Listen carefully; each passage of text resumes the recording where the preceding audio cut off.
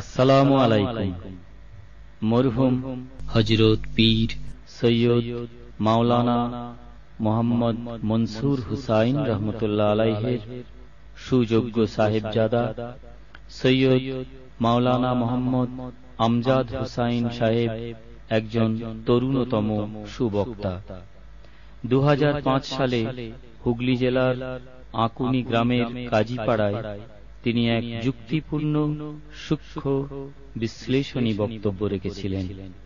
সেই বক্তব্য নবীর প্রতি ভালোবাসা ও তার প্রতিদান শীর্ষক ক্যাসেটে ইয়ার সাউন্ড ফুরফুরা শরীফের পরিবেশনায় এখন আপনারা শুনছেন।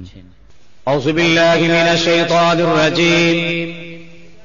বিসমিল্লাহির রহমানির রহিম। نحمده ونصلي على رسوله الكريم أما بعد فقد قال الله تعالى في كلام المجيد وفي الفرقان الحميد إن الله وملائكته يصلون على النبي يا أيها الذين آمنوا صلوا عليه وسلموا تسليما اللهم صل على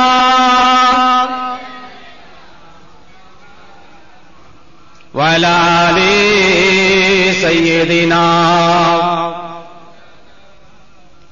ये राज खुदाई है, ये राज खुदाई है, अगियार क्या समझेंगे।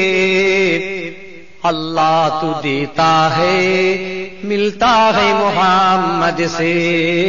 अल्लाहुम्मा सल्ली अला वअला आले सय्यदिना। हुजूर को जो भूल गए रोज क़यामत, हुजूर को जो भूल गए रोज क़यामत, क्यों कर उसे हासिल हो अल्लाह की रहमत। अगर ओ न खबर ले तो मेरी कौन खबर ले। उम्मत की जो कश्ती है मोहम्मद के हवाले। अल्लाहुम्मा सल्ली अला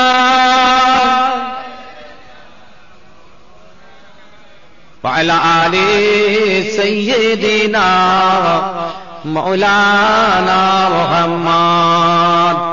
وقال الله تعالى في كلام المجيد والفرقان الحميد ما آتاكم الرسول فخذوه وما نهاكم عنه فانتهوا وقال الله تعالى أيضا وما أرسلناك إلا رحمة للعالمين وقال الله تعالى أيضا لقد كان لكم في رسول الله أسوة حسنة قال النبي صلى الله تعالى عليه وسلم من تمسك بسنتي عند فساد أمتي فله أجر 100 شهيد أو كما قال النبي عليه السلام।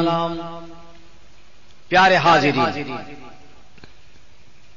আমার দিন দরদি আল্লাহওয়ালা মুরব্বি বাবাজি, যুবক জওয়ান ভাইরা, সকল স্নেহের কুচি কুচি বাচ্চারা, পর্দার অন্তরালে অবস্থিত আমার মা ও বোনেরা, এটা আপনাদের বাৎসরিক ইসালের সওয়াব।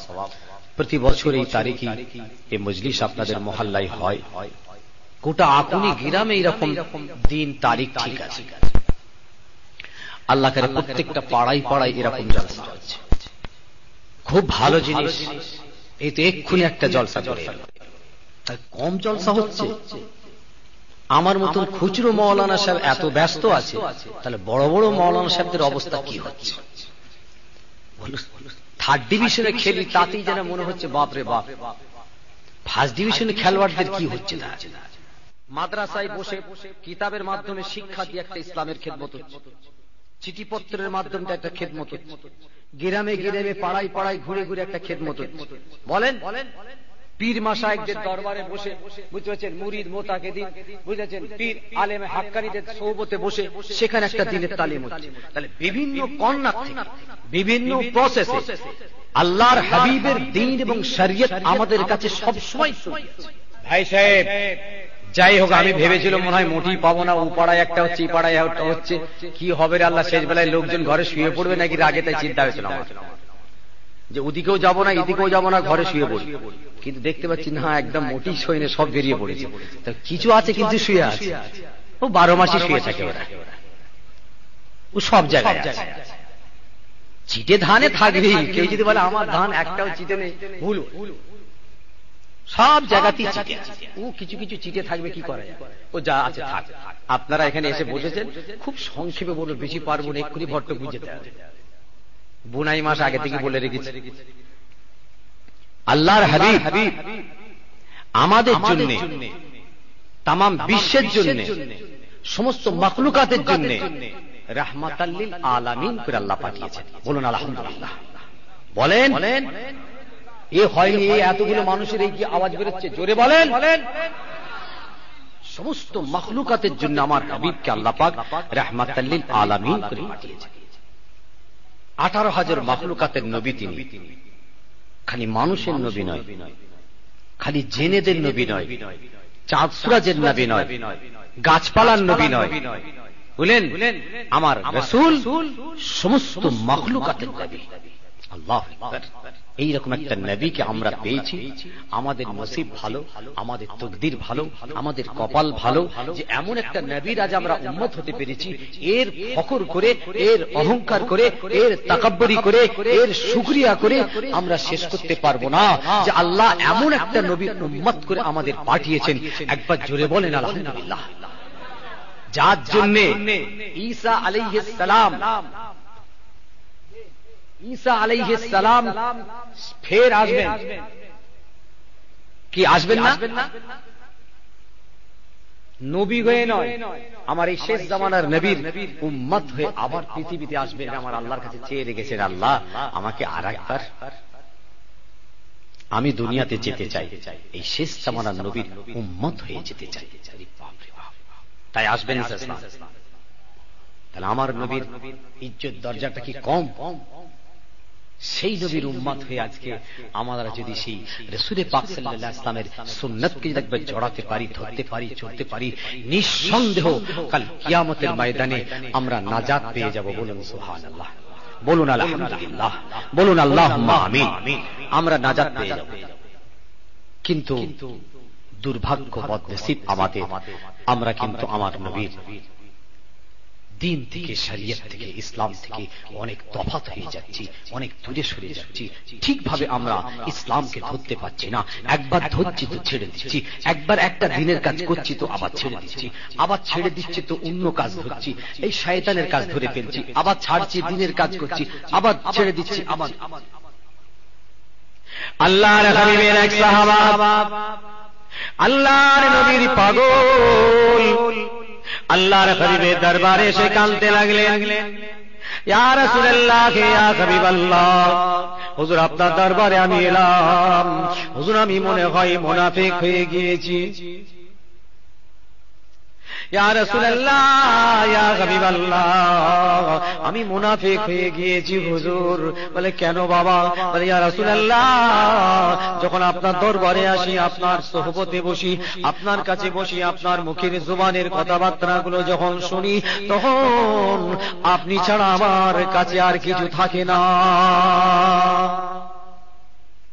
ইয়া রাসূলুল্লাহ, আপনি ছাড়া আর কিছু বুঝতে চাই না। আপনার মুখের দিকে তাকিয়ে তাকিয়ে আমার জানটা ভরে যায়, পিপাসা মেটে না ইয়া রাসূলুল্লাহ। তাই আপনার দরবার আমার কাছে বড় প্রিয়।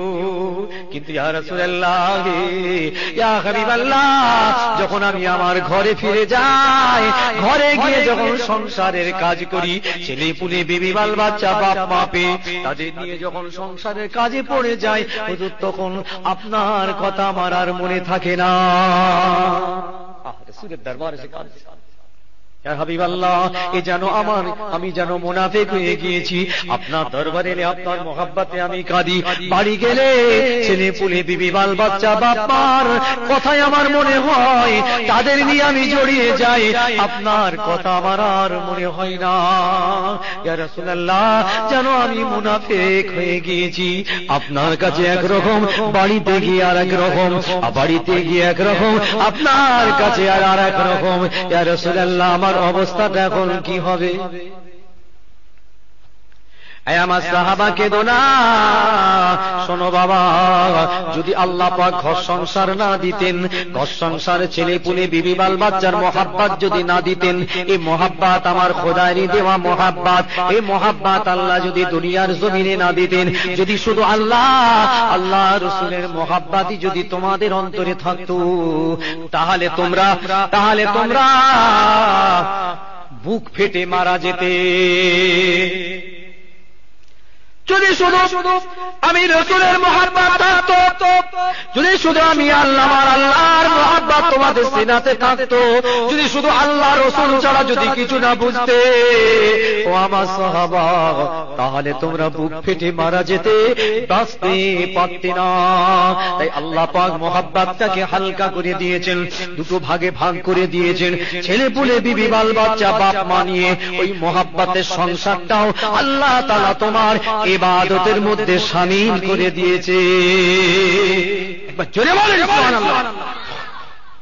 ভাই সাহেব, উপলব্ধি করার চেষ্টা করুন আল্লাহর হাবিব কি বললেন, যে ওই সংসার ছেলে পুলে বিবি বাল বাচ্চাও তোমাদের দরকার আছে, ওটা না হলে তোমরা বুক ফেটে মরে যেতে। যদি শুধু আমি রাসূলুল্লাহর মহব্বতটাই তোমাদের থাকতো, তো তোমরা বুক ফেটে মারা যেতে।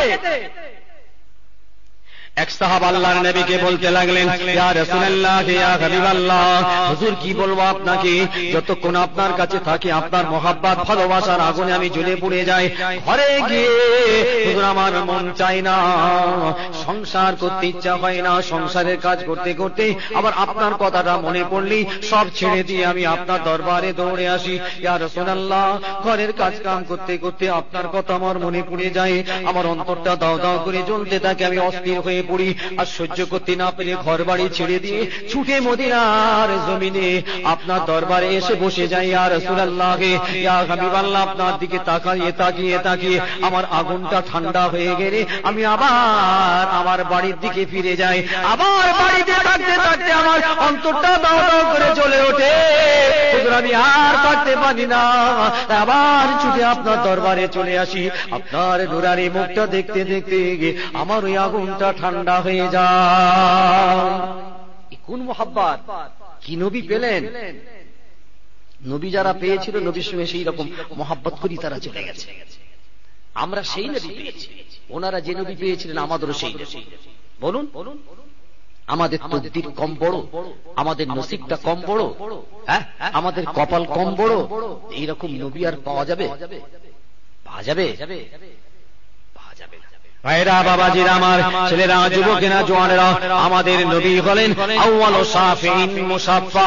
কিয়ামতের ময়দানে আমাদের নবী প্রথম সুপারিশই করবেন, আমাদের নবীর সুপারিশটা কবুল হবে। কোন নবী আগে সুপারিশই করবে না, কোন নবী আল্লাহর দরবারে সুপারিশই করবে না, কারো সুপারিশ আগে কবুল হবে না। আমাদের নবী আগে সুপারিশই করবেন, আমাদের নবীর সুপারিশ আল্লাহর দরবারে কবুল হয়ে যাবে। কিরকম নবী পেয়েছেন? অন্য কোন নবীর শানে কিন্তু এটা বলা হয়নি। হ্যাঁ, প্রথম শাফি, প্রথম মুশাফফা, প্রথম শাফে, প্রথম মুশাফফা, প্রথম কিয়ামতের ময়দানে সুপারিশ কে করবে বলেন? আমাদের নবী। আর প্রথম সুপারিশটা কবুল হবে আমাদের নবী। কিরকম নবীর উম্মত? ভাইরা, বাবাজিরা আমার, ছেলেরা, যুবকেরা, জওয়ানেরা, মায়েরা, বোনেরা, কিয়ামতের ময়দানে হিসাব শুরু হবে না? হবে না? কিয়ামতের ময়দানে হিসাব শুরু হবে না। সবাই কাঁদতে থাকবে, সবাই নবীর কাছে দৌড়াতে থাকবে, সমস্ত নবী নফসি নফসি করবে আর বলবে আমরা পারবো না, আমরা লজ্জিত আছি। সকলে তখন আমাদের নবী সরকারে দো আলম হুজুরে পাক সাল্লাল্লাহু আলাইহি ওয়াসাল্লাম দরবারে যে বলবেন, ও শেষ জামানার নবী, নবী মুহাম্মদুর রাসূলুল্লাহ, আপনি আল্লাহকে বলুন যেন হিসাবটা শুরু হয়ে যায়, এই আযাব সহ্য করা যাবে না। কিয়ামতের ময়দানে যে আযাব হবে সূর্য মাথার উপরে আপনারা জানেন। আপনি মরে যাবেন না, আপনি বলবেন আরে মারা যাব, জ্বলে পুড়ে শেষ হয়ে যাবে, আপদ মিটে যাবে না। আল্লাহর কুদরতি ক্ষমতা কি রয়েছে? ওই আযাব আপনাকে ভোগ করতে হবে। সূরজের উত্তপ্ত যে সূরজ আজ এখান থেকে পৃথিবী থেকে কয়েক হাজার কিলোমিটার উপরে, সেই তাপ আজকে সহ্য করতে পারি নাই, আর সেই সূরজ আপনার মাথার উপরে নেমে আসবে। হ্যাঁ, কিয়ামতের ময়দানের মানুষ বলবে আল্লাহ তুমি বিচারটা তাড়াতাড়ি শুরু করো, জান্নাতে দাও জান্নাতে দেবে, জাহান্নামে দাও জাহান্নামে দেবে, যা করলে হয় করে দাও। এই ময়দানে আর থাকা যাবে না আল্লাহ। কেউ সুপারিশি করবে না, সবাই নাফসি নাফসি করবে, সবাই বলবে আমরা লজ্জিত আছি লজ্জিত আছি, আমরা বলতে পারবো না আল্লাহকে। যাও একমাত্র শেষ জামানার নবী মুহাম্মদুর রাসূলুল্লাহ, সবাই বলেন সাল্লাল্লাহু আলাইহি ওয়াসাল্লাম, হুজুরের কাছে তোমরা চলে যাও, উনি একমাত্র পারবেন। ব্যাস আমার হাবিবের কাছে আসার সঙ্গে সঙ্গে আমাদের নবী সিজদায় পড়ে আল্লাহর কাছে কাঁদতে থাকবে। আল্লাহ পাক বলবেন হাবিব তুই মাথা তোল, আমার হাবিব মাথা তোলো, আপনাকে না বানালে আমি কিছুই বানাতাম না, সব আপনার খাতিরে। আমার হাবিব এরকম করে মাথা নিচু করো না, আমি আল্লাহ সহ্য করবো না, আমি তোমার সুপারিশই কবুল করে নিলাম। কিরকম নবী পেয়েছেন আপনি, আপনার নসিব কত বড়, আপনার তকদীর কত ভালো, আমাদের কপাল কত বড় যে এমন নবীর উম্মত হয়েছে। তাহলে কাল কিয়ামতের ময়দানে আল্লাহর হাবিবকে সাহাবায়ে কেরামরা বলতে লাগলেন ইয়া রাসূলুল্লাহ ইয়া হাবিবাল্লাহ, কাল কিয়ামতের ময়দানে মাহশারে ময়দানে আল্লাহ পাক হাজারে হাজারে লাখ লাখ কোটি কোটি মানুষ উঠবে। ইয়া রাসূলুল্লাহ আপনি আপনার উম্মতদের কেমন করে চিনতে পারবেন? লাখ লাখ কোটি কোটি উম্মত উঠবে, আপনি আপনার উম্মতদের কি করে চিনবেন? ইয়া রাসূলুল্লাহ আমাদের কি করে চিনবেন? ইয়া রাসূলুল্লাহ আমাদের কি ভুলে যাবেন? আল্লাহর হাবিব বলেছিলেন লা আন্না উম্মতি ইয়াদউনা ইয়াউমাল কিয়ামাতি গুররাল মুহাজ্জিরিনা মিন আসারিল উযু। আমার সাহাবায়ে কেরাম চিন্তা করো না, পেরেশান হয়ো না, কাল কিয়ামতের ময়দানে মাহশারে ময়দানে আমি আল্লাহ, আমি আমার আল্লাহ আমার খাতিরে, আমার আল্লাহ আমার ওসিলায় আমার সমস্ত ঈমানদার নামাজি পরেজগার উম্মতিদের উযু করার অঙ্গগুলোকে আল্লাহ পাক এক একটা উজ্জ্বল তীব্র লাইট বানিয়ে দেবে। বলুন সুবহানাল্লাহ, জোরে বলেন। এ পর্যন্ত উযু বানালেন, এই পর্যন্ত লাইট হয়ে যাবে, এই মুখটা ধুয়েছেন মুখটা লাইট হয়ে যাবে, পায়ের কাঠ পর্যন্ত আপনারা ধোবেন, এই কাঠ পর্যন্ত একটা নূর চমকাতে থাকবে। আল্লাহর নবী সাহাবাদেরকে আমার নবী বলতে লাগলেন আমি ওই সমস্ত লাইট গুলো, ওই সমস্ত উজ্জ্বল চেহারাগুলো দেখে দেখে চিনে নেব, এরা একমাত্র আমার উম্মত, আমি তাদেরকে ডেকে ডেকে আমার সামিয়ারা নিচই জায়গা দেবো। বলুন সুবহানাল্লাহ। অন্য কোন নবীর উম্মতের নসিব হবে না। অন্যান্য নবীর উম্মতেরা নামাজ পড়বে, তারা উযু করবে, কিন্তু এই জিনিসটা পাবে না। এটা একমাত্র আমার হাবিবের খাতিরে। বলুন সুবহানাল্লাহ। আমার হাবিব আপনার খাতিরে, আপনার মহব্বতে আপনাকে না বানালে আমি কিছুই বানাতাম না, সেই জন্য আপনার খাতিরে আপনার উম্মতদেরকে আমি এই নিয়ামতটা কিয়ামতের ময়দানে দেব। সাহাবায়ে কেরামরা যখন এই কথাটা শুনলেন, উযু করতে গিয়ে তারা হাউজুটা বাড়িয়ে বগল পর্যন্ত ধুতে লাগলেন। আহারে যদি বগল পর্যন্ত ধোয়া যায়, কিয়ামতের ময়দানে বগল পর্যন্ত লাইট হয়ে যাবে। মুখের চেহারাটা বেশি করে ধুতে লাগলেন, পায়ের এই গাঁটটার জায়গায় এ পর্যন্ত ধুতে লাগলো। ইয়া রাসূলুল্লাহ ইয়া হাবিবাল্লাহ, কিয়ামতের ময়দানে উজ্জ্বল লাইটের অংশটা বেশি হয়ে যাবে। এসব তাদের জজবা, আপনাকে এ পর্যন্ত ধুতে হবে না, এই পর্যন্ত ধুলি হবে। আর উযুর অবস্থা এখন কোথা দাঁড়িয়েছে জানেন? জানাজার নামাজ পড়তে গেলে একবার উযু করে, বাপ মরে গেছে মা মরে গেছে, জানাজার নামাজটা পড়তে হবে, চ উযুটা করি। সে যা উযু হচ্ছে তো সে দেখলি বুঝতে পারবে কিরকম উযু হলো। আর ঈদ বকরি দিলে একবার উযু করতে যায়, আর একবার উযু করে, যখন বিয়ে করতে বসে যা উযুটা করে উযুটা করে। আরে বাবা বিয়ে পড়াতে আমি বসে আছি, দেখি বর চলে যাচ্ছে, কোথায় যাচ্ছে? উযু করি, আমি জম্মের উযু করাবো, জীবনে উযু করে না, এইখানে উযু করাতে। তা সে চেয়ে দেখি সে যা উযু হলো, সে মনে হয় হাত মুখ ধুয়ে এলো মাঠ থেকে। ভুল বলছি? তাহলে এই পর্যন্ত আলো হবে। আল্লাহ পাক আপনার হাবিবকে কি দরজা দিয়েছেন? হ্যাঁ, আল্লাহ পাক আপনার নবীকে কত বড় দরজা করেছেন, আল্লাহ পাক আপনার হাবিবকে কত বড় ইজ্জত দিয়েছেন। আল্লাহ পাক আমার হাবিবের ওসিলায়, আল্লাহ পাক আমার হাবিবের ওসিলায় এত বড় নিয়ামত আমাদের দিয়েছেন। বাবা, অন্যান্য নবীর উম্মতদেরকে শরীরে যদি নাপাক লেগে যায়, অন্যান্য নবীর উম্মত, মুসা নবীর উম্মতদের হুকুম ছিল ওই নাপাকের জায়গাটা ছুরি দিয়ে কেটে ফেলতে হবে, তবে জায়গাটা পাক হবে।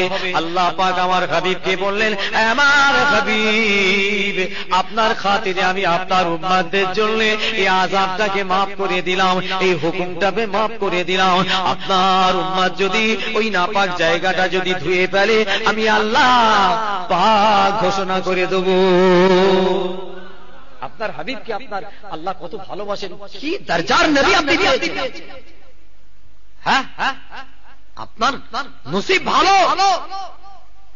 মুসা নবীর বনি ইসরাইল কওম জায়গায় লাগলার উপায় নেই, ছুরি দিয়ে চেঁচে কেটে তুলে ফেলতে হবে, দম বেরিয়ে যাবে যদি ওই আইনটা থাকতো। আজকে খালি পিশাব করে খালি দুমড়ে দামড়ে মুচড়ে নিচ্ছে, লাভ না, মুচড়াবে ফেরেশতাও কবরে নিয়ে যে মুচড়াবে, চোখে লিয়া একবার ঘোরানো কল দেখাবে। এমন মুসলমান হয়েছে আর বলার মতো নয়, খালি বলছে ঘোরানো কল আছে। বুড়ো হয়ে গেল, এখনো পর্যন্ত ওই অবস্থায় রয়ে গেল।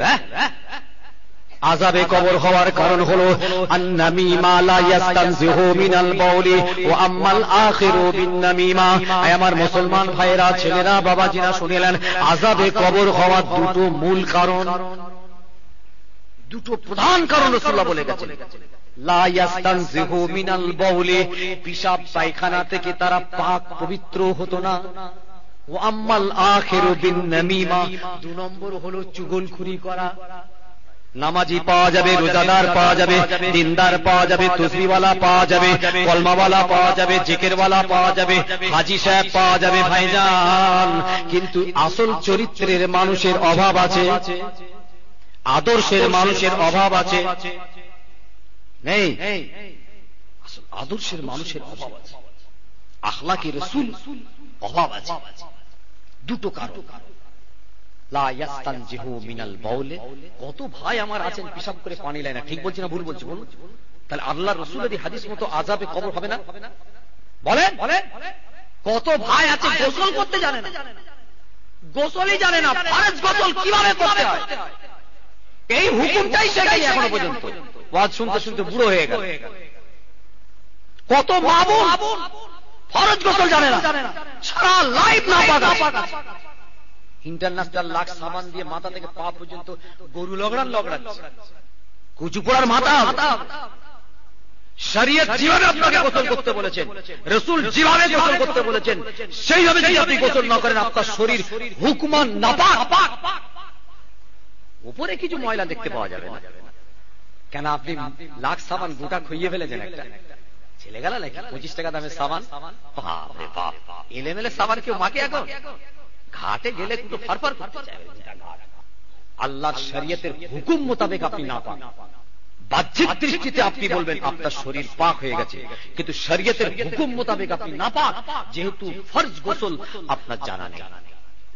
লা ইস্তানজিহু মিনাল বাউলি ওয়া আম্মাল আখিরু বিন-নামিমা। আল্লাহর হাবিব বললেন, যারা ইস্তিনজা পিশাব পায়খানা করে শরীর পাক রাখে না, নাপাক অবস্থায় থাকে, এদের জন্য আযাবে কবর। আরেকটা হলো বিন-নামিমা, সেটা হলো চুগলখুরি করা। এর কথা ওকে, ওর কথা কাকে, কানাজির আড়ালে দাঁড়িয়ে দাঁড়িয়ে কানাপুশি করে কথা নিয়ে আরেকজনকে শুনিয়ে, আরেকজনের কথা আরেকজনকে শুনিয়ে দিয়ে ফিতনা ফাসাদ লাগানো। এই দুটো কারণে আযাবে কবর হয়ে যাবে। مر النبي صلى الله عليه وسلم هذا قال لعل الله يخفف عنهم العذاب। দুটো কবরের আযাব হচ্ছে, রাসূলুল্লাহ সেখান দিয়ে যাচ্ছিলেন, দাঁড়িয়ে হুজুর বললেন এই দুটো কবরবাসীর আযাব হচ্ছে, একটা হচ্ছে নাপাক সব সময় থাকতো, দুই নম্বর হচ্ছে চুগলখুরি, খেজুর গাছের ডাল নিয়ে ফাসাক্কান নবী সাল্লাল্লাহু আলাইহি ওয়াসাল্লাম শাক্কাইনি, দুটো ভাগ করলেন। ফাগারাসালা হাযা ওয়া গারাসালা হাযা ফাকালু লিমা সানাতা হাযা ইয়া রাসূলুল্লাহ। সাহাবারা বললেন, হুজুর এ কি আপনি কাজ করলেন, এরকম তো করতে দেখিনি আপনাকে। আল্লাহর হাবিব বললেন, এরা আল্লাহর তাসবিহ পড়ে, জিকির করে, ফিকির করে, আল্লাহর গুণগান করে, আল্লাহ লা ইফাতিফু আনহুমাল আযাব, এদের তাসবিহর বরকতে আল্লাহ পাক চাইলে এদের আযাবে কবরটা আল্লাহ হালকা করে দেবে। বলুন সুবহানাল্লাহ।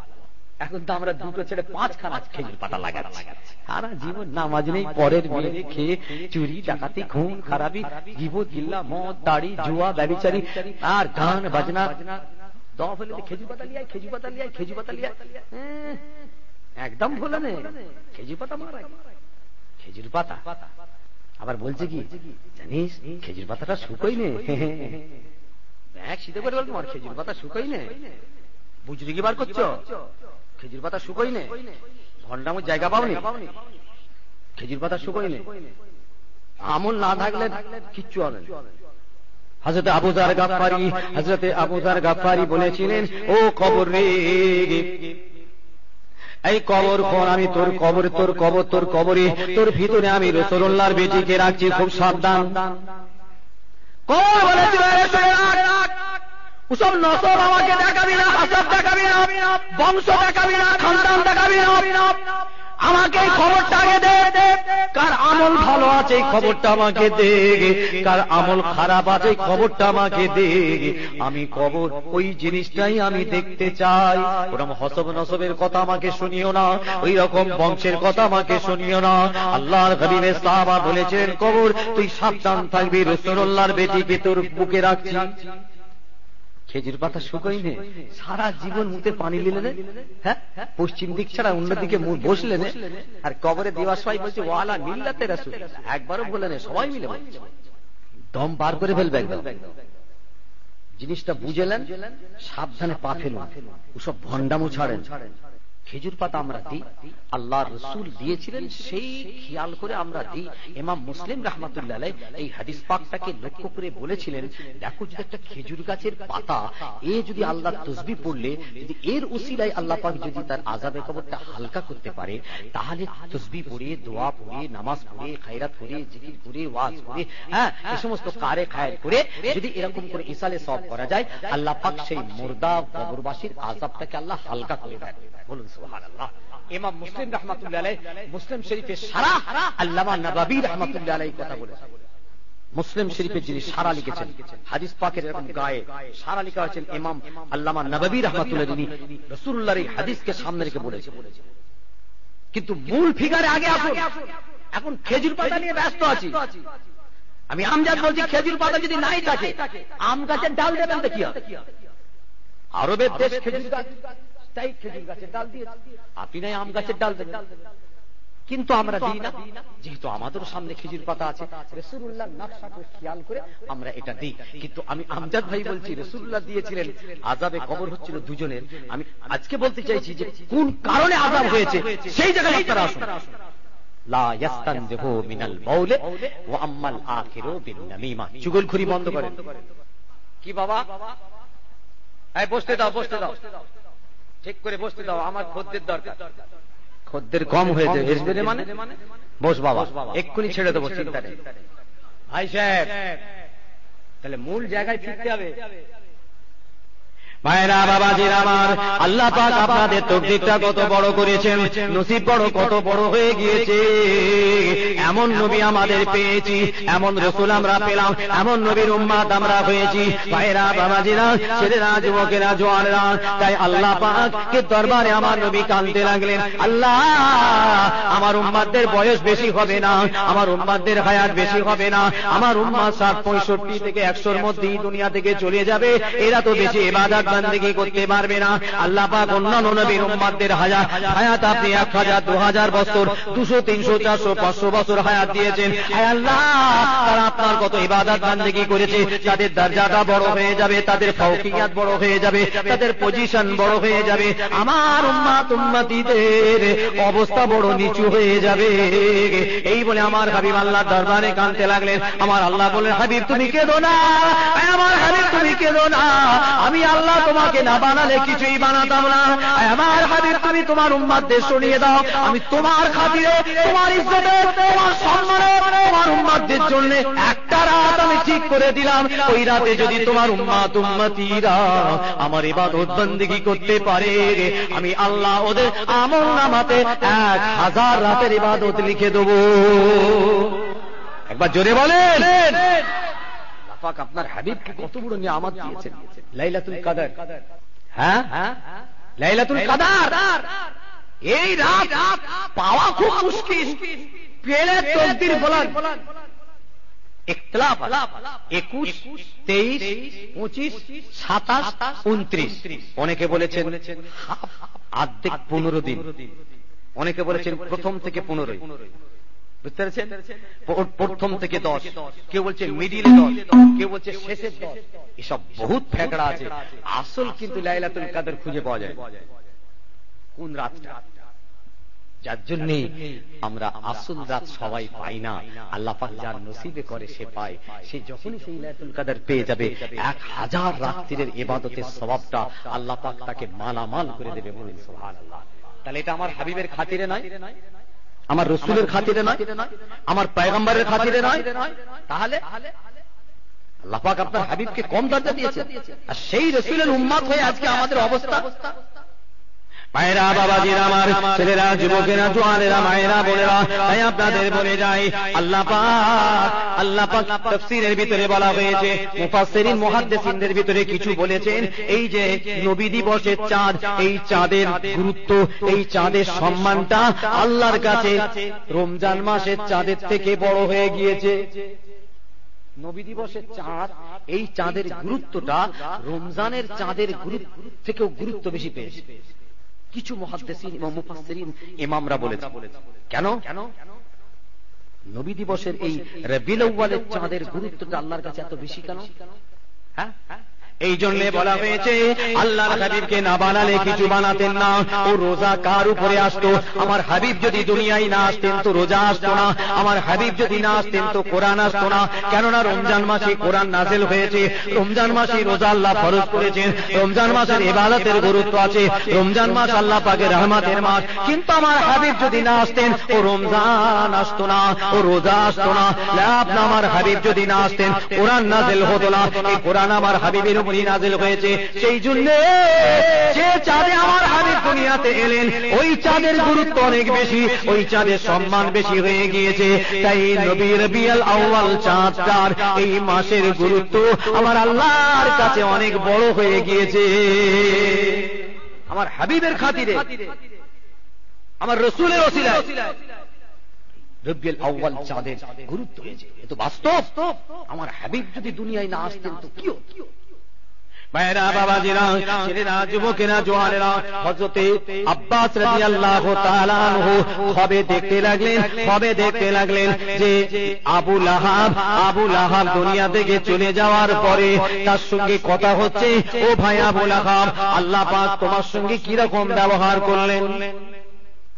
আবু লাহাব কাফের না মুসলমান ছিল? এটা একদম রেকর্ড মার্কা কাফের, একদম সাইনবোর্ড মার্কা। কিন্তু কেতাবে লিখছে প্রচুর পয়সাওয়ালা লোক ছিল, কোটিপতি লোক। এবং এটাও বলা হয়েছে দেখতে একদম, বুঝতেছেন, নবাব বাদশার বাচ্চা, দেখতে একদম বাদশার মতো দেখতে, চেহারা টকটক করছে, এত সুন্দর দেখতে আবু লাহাব, এবং পয়সা। সেই জন্য তাব্বাত ইয়াদা আবি লাহাবি ওয়া তাব্বা মা আগনা আনহু মালহু, কোরআন পাকে মালের কথা বলেছে। তার মাল তাকে কোনো বাঁচাতে পারে না, ওর হাত বরবাদ হয়ে যায়। আবু লাহাবের ক্ষেত্রে কোরআন পাকের আয়াত আছে। কেন আমার হাবিব একদিন মক্কার একটা পাহাড়ে উঠে সমস্ত মক্কার মানুষদের ডাক দিলেন, ডেকে বলেছিল, ওগো তোমরা শোনো, তোমরা আমাকে কেমন চোখে দেখো? বলে তুমি সত্যবাদী, তুমি আমিন, তুমি আমানতদার, তাই তোমাকে আমরা সবাই ভালো চোখে দেখি। বলে আমি যদি তোমাদের এই কথা বলি, এই পাহাড়ের পিছন দিক থেকে দুশমন আমাদের হামলা করতে আসছে, তোমরা কি আমার কথা নেবে? সবাই বলেছিল হ্যাঁ নেব।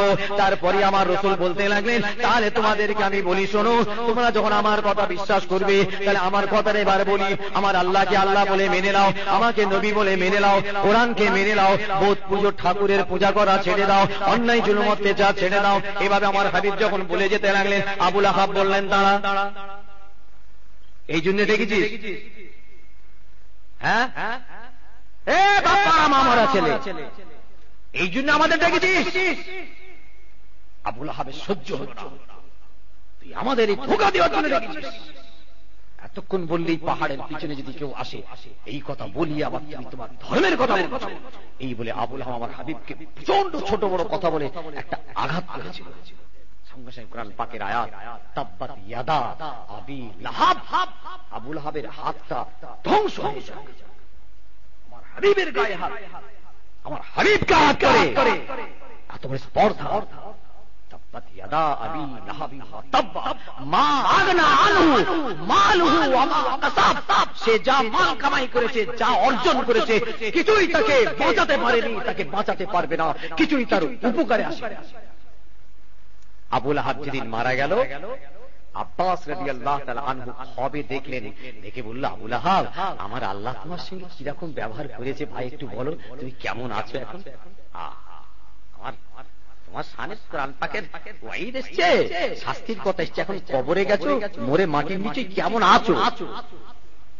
আবু লাহাব ওই দিন বলেছিল, ভাই আব্বাস, কি বলবো ভাই, দুনিয়া থেকে আসার পর থেকে একদিনের জন্য আমি আরাম ও শান্তি পাই নাই, সব সময় আল্লাহর আযাবে আমি শেষ হয়ে যাচ্ছি, জ্বলে পুড়ে খার হয়ে যাচ্ছি ভাই। হযরত আব্বাসকে কথা বলতে বলতে আবু লাহাব বলেছিল, তবে শুনে রাখো, যখন সোমবার দিন আসে, ওই সোমবার দিন আমার এই হাতের আঙ্গুলটা আমি আমার গালের মধ্যে আনি, গালের মধ্যে আনলে বলে একটা ঠান্ডা মিষ্টি পানি আমি ওই দিন পাই। আব্বাস বলে, বুঝতে পারলাম না, তুমি আল্লাহর আযাব পাচ্ছ, আল্লাহর আযাবে শেষ হয়ে যাচ্ছ, আবার সোমবার দিনে আগুন গালে দিলে মিষ্টি পানি পাও, এ কথা কেন বলছো? আবু লাহাব বুঝতে পারছি না। আবু লাহাব বলল, তবে শোনো, দুনিয়ার জমিনে আমি একদিন আমার বাঁধিটাকে বলেছিলাম, আমার যে বাঁধি সুমাইয়া, ওই বাঁধিটাকে আমি বলেছিলাম, শুনে রাখ, আমিনার ঘরে একটা বাচ্চা পয়দা হবে, আব্দুল্লাহর ঘরে একটা বাচ্চা পয়দা হবে, ওই বাচ্চার ভবিষ্য হওয়ার পরে যদি তুই প্রথম এসে আমাকে খবরটা দিতে পারিস, আমি আবু লাহাব তোকে কথা দিলাম, আমি ওই বাচ্চার ভবিষ্য হওয়ার খবরটা দেওয়ার জন্য আমি তোকে আজাদ করে দেবো। পয়সা দিয়ে তুই আমার কাছ থেকে ছাড় করাতে পারবি না, তুই পয়সা কোথা থেকে দিবি, আমি তোকে আজাদ করতে পারবো না। তবে তোকে আমি বলে রাখছি এবং আমি ওয়াদা করছি, ওই আব্দুল্লাহর ঘরে, আমিনার ঘরে যে বাচ্চাটা পয়দা হবে, ওই যেদিন হবে সঙ্গে সঙ্গে তুই যদি প্রথমে আমায় খবরটা দিতে পারিস, আমি তোকে আজাদ করে দেবো। ভাই আব্বাস, হঠাৎ একদিন দেখি আমার সুমাইয়া বাদী ছুটে দৌড়ে এসে আমার ঘরে আমাকে শোনাতে লাগলো, ও আমার ঘরওয়ালা মনিব, তোমাকে খোঁজখবরি দিতে এলাম, আমিনার ঘরে একটা পুত্র সন্তান আল্লাহ পাঠিয়েছেন, আপনার ভাতিজা পয়দা হয়েছে। আবু লাহাব বলে, যখনই সুমাইয়া আমার কাছে খবরটা এনে দিল, আমি আর দেরি না করে সঙ্গে সঙ্গে শাহাদাতের আঙ্গুলটা তুলে আর আমি বলেছিলাম, সুমাইয়া, যে আমি তোকে আজাদ করে দিলাম। ওই সোমবার যে আঙ্গুলটা আমার হাবিবের ওসিলায়, মুহাম্মাদের ওসিলায়, ওই বাচ্চার ওসিলায় আমি যে আঙ্গুলটা বাড়িয়ে আমি যে বাদীটাকে আজাদ করে দিয়েছিলাম, এই আঙ্গুলটা বাড়িয়ে আজাদ করার জন্য আল্লাহ বড় খুশি হয়ে গিয়েছেন। তাই সোমবার দিন এলে পরে ওই আঙ্গুলটা আমি গালের মধ্যে আনলে আল্লাহ আমাকে ওই আঙ্গুলের মাধ্যম দিয়ে একটা ঠান্ডা পানি আমাকে পান করায়। বলেন সুবহানাল্লাহ। আপনার হাবিবকে আল্লাহ পাক কি দরজা দিয়েছেন, সেই রাসূলের উম্মত। আহা, খালি বলছি আমরা রাসূলের উম্মত, আমরা মুসলমান হুজুর, আমরা মুসলমান। ভাইরে, খুঁজে হিসাব করে দেখা যায় কিচ্ছু নেই, কিচ্ছু নেই। এমন বাড়ি নেই যে বাড়িতে গান নেই। শিক্ষিত সমাজ, ভদ্র বাড়ি, এলাকা, পল্লী, মহল্লা, সব বাড়িতে বাড়িতে এখন গান হচ্ছে। কথা বললে কেউ আমাকে ভালো বলবে? গান হয় না ভাই? টিভি নেই বাড়িতে আমাদের? ছোট পড়া না, এখন বড় হয়েছে। বাড়িতে বলে যে ভাবি ছোটতে হয়, ও অসুবিধা হচ্ছে, বড় কালার নিয়ে আসে, তাই কালার দাঁড় করিয়ে, কালার ঘুষিয়ে দেবে। চরিত্র নষ্ট করে দিচ্ছেন আপনি ছেলে মেয়েদের, এমন একটা অসভ্য জিনিস এনেছেন। আজ প্রমাণ হয়ে গিয়েছে ও আশীর্বাদ নয়, অভিশাপ। যা আপনার বাচ্চা ছেলে মেয়ে মেরুদণ্ড ভেঙে চুরমার করে দিচ্ছে, আপনার বাড়ির পরিবেশ নষ্ট করে দিচ্ছে। আপনি জানেন আপনার মেয়েটা কোথা থেকে শিখেছে, কেমন করে ওড়না সিনে গিয়ে ফ্যানে লাগিয়ে কেমন করে ঝুলতে হয়, মরতে হয়, ও বাচ্চাটা কোথা থেকে শিখেছে বলুন। আপনার ওই জায়গাতে হঠাৎ ছেলে উঠে বাপকে ভাবছেন, কি রে বাবা থামেন, আমি দেখেছি ওখান থেকে প্র্যাকটিস করছি কেমন করে মারে, আমার দেখে শিখা কেমন করে সে তার বাপকে মেরে মেরে ফেলে দিলে রাত করে পা দিয়ে শট মেরে কেমন করে মেরে যাবে দেখে শিখেছি। বাপ দাঁড়া, একবার দেখে নি, হাতে কলমে একবার মিলিয়ে নি। কোথা থেকে তৈরি করেছেন? আপনি করেছেন আপনার ছেলেকে এরকম নোংরা চরিত্রের মানসিকতা তৈরি করেছেন। বলুন, এমন বাড়ি নেই যে বাড়িতে আজকে এরকম নোংরা বনে। ভাই সাহেব হিসাব করে বলছি, এই যে মাইকটা এটা কিন্তু নাজায়েজ না, যখনই এতে গান দেবেন নাজায়েজ। গেলাস এটা নাজায়েজ না, যখনই মদ ঢালবেন নাজায়েজ। টিভি একটা যান্ত্রিক জিনিস, একটা ইকোনমিক জিনিস, ইলেকট্রনিক, একটা ইলেকট্রনিক গুডস, এমন কিছু ব্যাপার। এ তো আপনার হাতে ঘড়ি আছে, ইলেকট্রনিক ব্যাপার, মোবাইল ইলেকট্রনিক ব্যাপার, যান্ত্রিক ব্যাপার। তো কাজের কাজে ওই জিনিসটা হারাম হবে। যখন ওর ইউজ আপনি বুঝতে পেরেছেন খারাপ করবেন, যে যখন ব্যাড ইউজ হয়ে যাবে, রাফ ইউজ হবে, তখন ওই জিনিসটা কিন্তু নাজায়েজ এবং হারাম হবে। কি কথা আমার মাথায় আসছে না? আসছে ওর ইউজের উপরে। আপনি বলবেন হুজুর তাহলে ঠিকই আছে, আপনি যখন বলেছেন ভালো কথা, ওকে আমি রাফ ইউজ করবো না আর কখনো। আমি ঠিক হজ যখন হবে হাজী সাহেবদের একটু দেখবো, আর হুজুর ওই সব বাইরের বড় বড় সব বুঝতে পেরেছেন বিজ্ঞান ভিত্তিক কিছু কাজ টাজ হচ্ছে ওইগুলো দেখবো হুজুর। আর আমি দেখবো না, আমি ভাই যাই বলেন কিন্তু ওটা নাজায়েজ। দেখেন হুজুর কেন, এই তো বললেন। আমি হ্যাঁ ওই জন্যই বলছি তোরা নাজায়েজ, আপনি তো ওই জায়গায় থাকতে পারবেন না। তো ভাই সাহেব তাই বলে যাই আপনাদের, উড়েন নবী পাক সাল্লাল্লাহু আলাইহি ওয়াসাল্লাম এমন একটা নবী আমরা পেয়েছি, এমন একটা রাসূল আমরা পেয়েছি, এমন একটা শরীয়ত আমরা পেয়েছি, পৃথিবীর বুকে এরকম রাসূল এরকম শরীয়ত আর পাওয়া যাবে না, এরকম নবী আর আসবে না। এই নবী সমস্ত নবীদের উপরে আশরাফুল মাখলুকাত, এই নবী আমাদের কাছে এসেছেন। ভাইরা বাবাজিরা আমার, ছেলেরা যুবকেরা জওয়ানেরা মায়েরা বোনেরা আমার, আল্লাহর হাবিবকে আল্লাহ পাক তুলে নিতে চাইলেন। মদিনার জমিন থেকে আমার হাবিবকে আল্লাহ তুলে নিতে চেয়েছিলেন। আমার হাবিব বলেছেন, আল্লাহ আমাকে এই জমিন থেকে আপনি তুলে নেবেন না, আসমানে তুলে নেবেন না। আল্লাহ বললেন, ঈসাকে তুলে নিয়েছি, তোমাকেও আমি আমার আসমানে তুলে নিতে চাই।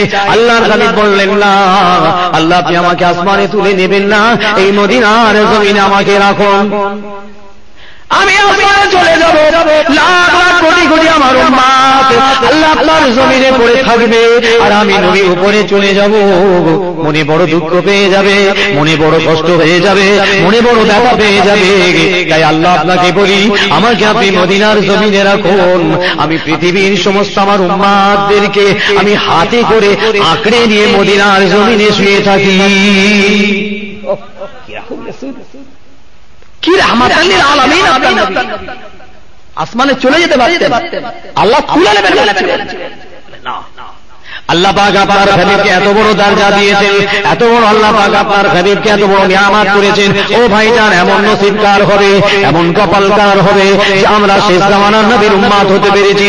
আপনার নবীর যে মদিনার জমিনে আরাম করছেন, এই মদিনার জমিন আল্লাহর দরবারে বড় সম্মানী হয়ে গিয়েছে। মক্কার জমিনের থেকে মদিনার জমিন আল্লাহর দরবারে বড় হয়ে গিয়েছে। বলুন সুবহানাল্লাহ, আরো জোরে বলুন সুবহানাল্লাহ। আমার রাসূল পাকের এই মদিনার জমিন, মদিনার মাটি আমার আল্লাহর কাছে বড় সম্মানী হয়ে গেছে। কেন?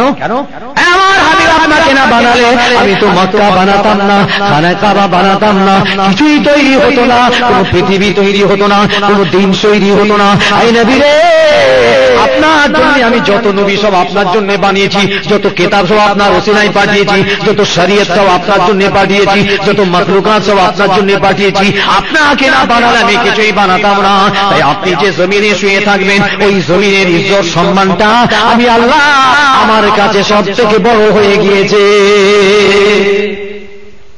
সেই নবীর উম্মত কত নসিব আমাদের ভালো, তকদির আমাদের ভালো, কপাল আমাদের ভালো ভাই সাহেব, কিন্তু বদনসিব আজকে আমরা সেই রাসূলের সুন্নাতকে ধরতে পারিনি, রাসূলুল্লাহর আদর্শকে ধরতে পারিনি, নবী পাকের কি বলেছেন তরিকা থেকে আজকে আমরা অনেক দূরে সরে যাচ্ছি। তাই সংক্ষেপ করে বলছি এইটুকু কথা যে আপনারা আপনাদেরকে একটু রাসূলুল্লাহর পথে, দ্বীনের পথে, কোরআনের পথে একটু পরিচালিত করার জন্য একটু আত্মনিয়োগ করুন, একটু নিজেকে ভাবান।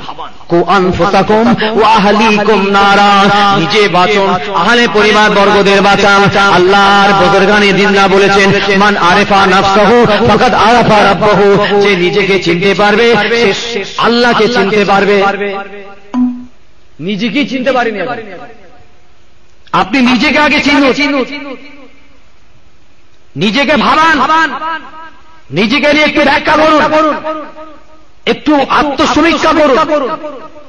ওখান থেকে আপনি বুঝতে পারবেন পরিষ্কার আপনি এখন কোন জায়গায় আছেন, কি অবস্থান আপনার। তাই বুজুর্গানে দিনদের একটা কথা, মান আরাফা নাফসাহু, যে নিজেকে চিনতে পেরেছে সে আল্লাহকে চিনতে পেরেছে। আল্লাহ আল্লাহ করে চিল্লালে হবে? আল্লাহ আল্লাহ করে চিল্লালে আল্লাহ পাওয়া যাবে না। আল্লাহ বলে যেমন চিল্লাবেন তেমন আপনি আপনাকেও ঠিক আল্লাহর পথের পথিক করে চিল্লাবেন। ঠিক এই জায়গায় আমি আমজাদ ভাই জন্য বলি, ভাই আমরা যদি একটু ভাবনা চিন্তাটা যদি ঠিকভাবে খরচ করি, আমার হাতটাকে যদি ঠিকভাবে খরচ করি, আমার অর্থকে যদি একটু হিসাব করে খরচ করি, যেমন হিসাব আমরা করি, সংসারের জন্য হিসাব করি, শান্তির জন্য হিসাব করি, সুখের জন্য হিসাব করি, ভবিষ্যতের জন্য হিসাব করি, বুঝলেন? তাহলে সেই রকম হিসাব কবরের জন্য যদি একটু করি, আখিরাতের জন্য যদি করি, মওতের জন্য যদি করি, তাহলে আপনার এই ভাবনা চিন্তাটাকে যদি আপনি একটু ভাবনা চিন্তা যদি সঠিকভাবে করতে পারি, তাহলে আল্লাহ আল্লাহর রাসূলকে আমরা পেয়ে যাব। আল্লাহ পাক যত মাখলুকাত দিয়েছেন, সমস্ত মাখলুকাতের ভিতরে আল্লাহ পাক আমাদেরকে শ্রেষ্ঠত্ব দান করেছেন। কেন? এই সঠিক ভাবনা চিন্তা করার মতন একটা বস্তু আমাদের মধ্যে দিয়েছেন, এটা আর কারো মধ্যে দেয়নি। আকলে সালিম, সুস্থ চিন্তা ভাবনা করার মতন একটা পার, এটা আপনার মধ্যে দিয়েছেন আল্লাহ পাক, কোন মাখলুকাতের মধ্যে দেয়নি, জীবজন্তুর পশু পক্ষের মধ্যে দেয়নি, গরু ভেড়া সাপ শুয়োরের মধ্যে দেয়নি। আপনার মধ্যে দিয়েছেন এই সুস্থ সঠিক ভাবনা চিন্তা করার মতন একটা পাওয়ার, একটা মাদ্দা আপনার মধ্যে দিয়েছেন। এই জন্য আপনার বিচার হবে, আপনার ফয়সালা হবে, আপনার হিসাব হবে, আপনাকে দাঁড়াতে হবে, অন্য কোন মাখলুকাতকে দাঁড়াতে হবে। গরু সাপ ছাগল ভেড়া এদের কোনো বিচার হবে না। তুই ঘুঁতিয়েছিস, ওকে ঘুঁতিয়ে যাক চল যা। কিন্তু আপনার অত সহজ নয়, দম বেরিয়ে যাবে, ওই হিসাব দিতে উঠে বাবা জীবন কালি হয়ে যাবে, ওইখানেই ব্যাস মোটামুটি বারানা, অ্যালার্জি আর একজিমা, ব্রণ মাছির আর ওষুধ হয়ে যাবে। কি আমাদের ময়দানে যা ওষুধ, যা গায়ে আমাদের ঘা, এই ঘায়ের বারানা ওষুধ ওই কিয়ামতের ময়দানে হবে। আর 4 আনার 2 আনা হবে এই মওতের আযাবে, আর 2 আনা হবে কবরে। ব্যাস এই 16 আনা ওষুধ দেওয়ার পর আল্লাহ বলবেন ওকে নিয়ে যে জান্নাতে দে। জওয়ান বাবা, আল্লাহর নামাজটা ঠিকভাবে আদায় করো, রমজান মাস এলে রোজাটা রেখো, পয়সাওয়ালা যারা সাহেবে নেশাব, হজ, যাকাত, কোরবানি 3টি তাদের জন্য বেশি। মা বোনদের একটু পর্দার সঙ্গে হেফাজতের সঙ্গে রাখার চেষ্টা করেন, অন্তত চেষ্টাটা করুন যেন মা বোনদের একটু হেফাজতের সঙ্গে রাখা যায়। মা বোনদেরও বলি আপনারা আপনাদের একটু হেফাজতে থাকুন, এটা আপনাদের জন্য হুকুম, শরীয়তের রাসূলুল্লাহর হুকুম, একটু হেফাজতের সঙ্গে থাকেন। আর মানুষের উপরে জুলুমটা বন্ধ করে দেন। আজ আমরা মুসলমান এত জুলুম করছি, ভাই ভাইয়ের উপরে, প্রতিবেশী আত্মীয় স্বজন এমন জড়িয়ে যাচ্ছে, ইচ্ছায় ও অনিচ্ছায় বিভিন্ন রকম ভাবে। সেই জায়গাটা একটু খুব হুঁশিয়ার থাকবেন। কষ্ট, দুঃখ, আঘাত, জুলুম করবেন, অন্যায় আর মানুষের হক হুকুকটা একটু ভালো করে খেয়াল রাখবেন। বহু ভাইয়ের হক, তাদের পাওনা আমরা ঠিক রকম বুঝে দিচ্ছি না। বহু মানুষ, খেটে খাওয়া মানুষ আছেন, অনেক মজদুর আছেন, অনেক মেহনতি আছেন, অনেক দোকানদার আছেন, পাওনাদার আছেন। এইসব দিকগুলো ভাই আমার মুসলমান একটু খেয়াল লক্ষ্য রাখবেন। নবী পাক সাল্লাল্লাহু আলাইহি ওয়াসাল্লাম এইগুলো সব বারবার বলে গেছেন। এগুলো হচ্ছে হুকুকুন নাস। হুকুকুল্লাহ আদায় না করলে আল্লাহর কাছে কাঁদলে মাফ হবে, কিন্তু হুকুকুন নাস যদি আদায় না করি আল্লাহর কাছে কাঁদলে মাফ হবে না। এটা বুঝে মনে রাখবেন। হুকুকুন নাস আর হুকুকুল্লাহ। আল্লাহর একটা হক আছে, বান্দার একটা হক আছে। এই বান্দার হক যদি আমরা ঠিকভাবে আদায় না করি তাহলে কিন্তু আল্লাহর কাছে কাঁদলে মাপ। এই দিকটা একটু খেয়াল রাখবেন। বাপ মা যাদের আল্লাহ হায়াতে রেখেছেন, ছেলেদের বলি ভাইদের, বাপ মাদেরকে কষ্ট দেবেন না, গালি গালাজ আঘাত দেবেন না, চড়া কথা বলবেন না। রক্ত মাংসের শরীর অনেক সময় হয়তো রাগের মাথায় হয়ে গেছে, পরক্ষণে এসে কিন্তু আবার আপনি মাপটা চেয়ে নেবেন, যে মা বলে একটু ডেকে মাপটা চেয়ে নেবেন, যেন রাগ অবস্থায় হয়ে গেছে, মা আমাকে মাফ করে দেন। এটা হচ্ছে একটা আদর্শ মানুষ, একটা চরিত্রবান ছেলে, এবং আমার রাসূলুল্লাহ খুশি হয়ে যায়, এতে আমার আল্লাহও খুশি হয়ে যায়। বলে আপনি এসে একবার বুঝতে পেরেছেন, বলবেন মা কি ভুল হয়ে গেছে, মাফ করে দেন। মা এমন ছেলে আছে 6 মাস 1 বছর বাপের সঙ্গে মায়ের সঙ্গে কথাই বলে, এমন অনেক বাড়ি আছে বাপ মায়ের দিকে তাকাই না। যত বড়ই হয়ে যাস বাবা, কুঞ্চি হবে, বাঁশ হবে না। হবে ছেলে যত বড়ই হোক, সে কিন্তু কুঞ্চি, বাঁশ হবে। মনে রাখবে ছেলে, যদি বাপের সঙ্গে এইরকম ব্যবহার হয় মায়ের সঙ্গে, ঠিক তোমারও ছেলে তোমার সঙ্গে ওই রকম ব্যবহারটাই করবে। ইয়াদান বিয়াদি, এ হাত হবেই হবে। খুব হুঁশিয়ার, এদিকটা একটু লক্ষ্য রাখবেন। আল্লাহ পাক আমাদের যেন একটুখানি হিসাব করে চলার তৌফিক দেন। যা অবস্থা, যা পরিস্থিতি আজকে, বাঁচা খুব কঠিন, বাঁচা খুব মুশকিল। আল্লাহ যদি বাঁচাই তো বাঁচতে পারবো, যে তা না হলে বাঁচার কোনো পথ নেই। তওবা ইস্তেগফার করবেন, নির্জন নিরালায় একটুখানি ভাবনা চিন্তা করবেন, নির্জন। হ্যাঁ, ইবাদত যদি 10 মিনিট করেন তো ফিকির একটু বেশি করছেন। জিকির যদি 10 মিনিট করেন, ফিকির আধ ঘন্টা। ফিকির শুয়ে শুয়ে ভাববেন, কবরের ভাববেন। একটা মেয়ে ছেলে আমার আয়েশা সিদ্দিকার কাছে এসে বলছেন, মা আমার তো মওতের আমার কিচ্ছু ভয় হয় না, কোনো ভয় আমার হচ্ছে না, আল্লাহ রাসূলের কোনো খবরই হচ্ছে না, কেন এরকম আমার দিলটা হয়ে গেছে, যেন পাষাণ হয়ে গেছে। আম্মাজান বললেন, যাও তুমি শুয়ে শুয়ে খালি কবরের আর মওতের চিন্তা করবে, রাত্রে শুয়ে শুয়ে যাও। ব্যাস, দিন কতক পর ফিরে এসে কাঁদছে, মা আমার খালি মওতের ভয় হচ্ছে, কবরের ভয় হচ্ছে, আযাবের ভয় হচ্ছে, আল্লাহকে কি করে পাবো, রাসূলকে কি করে পাবো। হ্যাঁ, নামাজ পড়তে বলেনি, রোজা রাখতে বলেনি, তওবা পড়তে বলেনি, জিকির করতে বলেনি, বললে তুমি শুয়ে শুয়ে খালি কবরের আর মওতের চিন্তা করবে, কবরের কথা খেয়াল করবে আর মওতের খেয়াল করবে। যাও।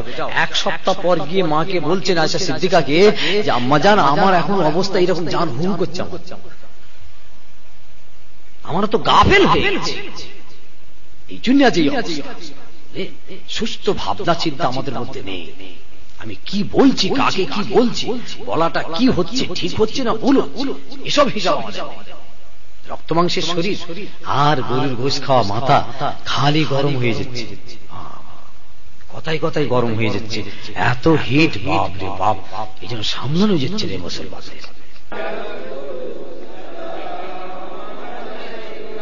या हबीब सलाम,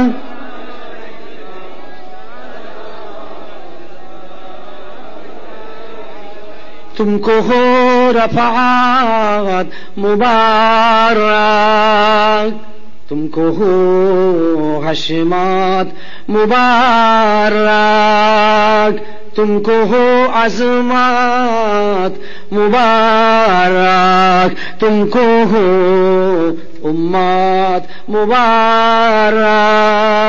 या नबी सलाम, या रसूल सलाम,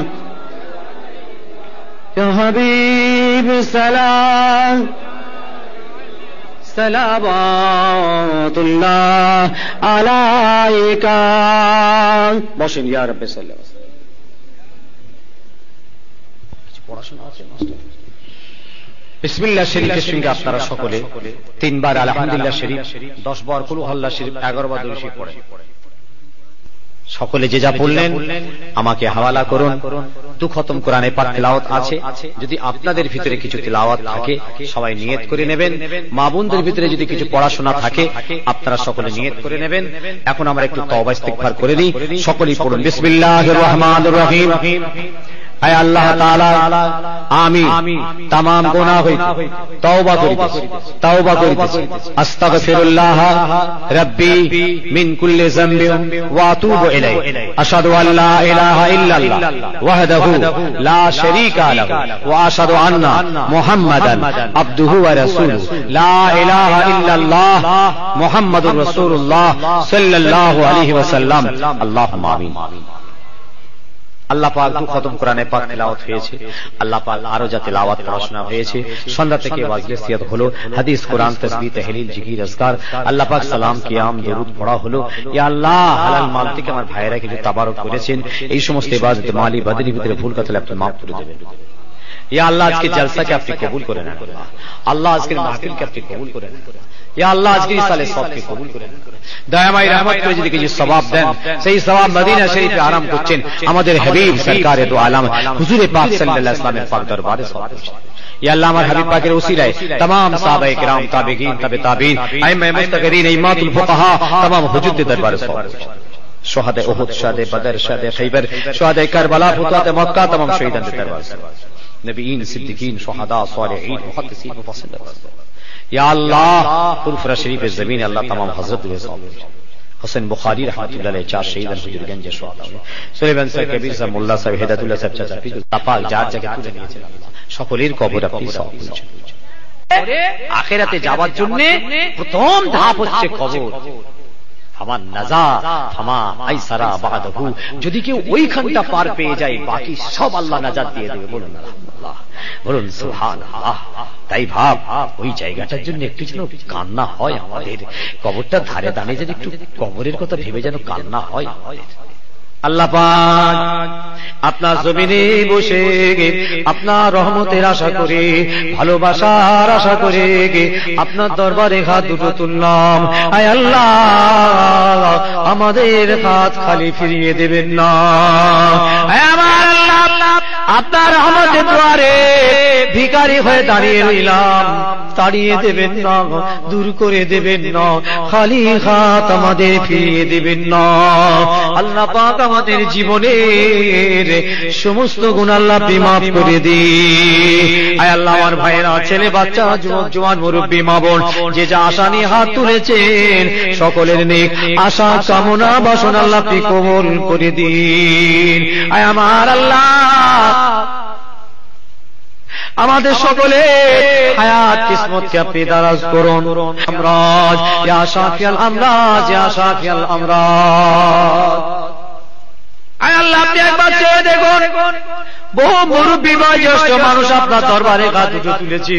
আল্লাহ বয়োজ্যেষ্ঠ বয়সের বার্ধক্যের ছাপ ফুটে উঠেছে, আল্লাহ চুল দাড়ি সব সাদা হয়ে গিয়েছে। আল্লাহ আপনি তো বলেছেন জয়ীব কমজোর দুর্বল বান্দা বান্দীদের দেখলে আমার বড় মায়া হয়। আল্লাহ আপনি বলে রেখেছেন বড় দুর্বল জয়ীব কমজোর মাজুর বান্দা বান্দীদের দেখলে আমার মনে বড় দয়া হয়। আল্লাহ পাক ফেরেশতাদের বলেন, ও ফেরেশতা, কবরে যখন আমার এরকম দুর্বল জয়ীব কমজোর বার্ধক্য বুড়ো আর এরকম বয়সের ভারে জড় হয়ে যাচ্ছে এইরকম মানুষ বান্দা যখন কবরে আসবে, ওরে ফেরেশতা তাদের উপরে একটু দয়া রহম করিস।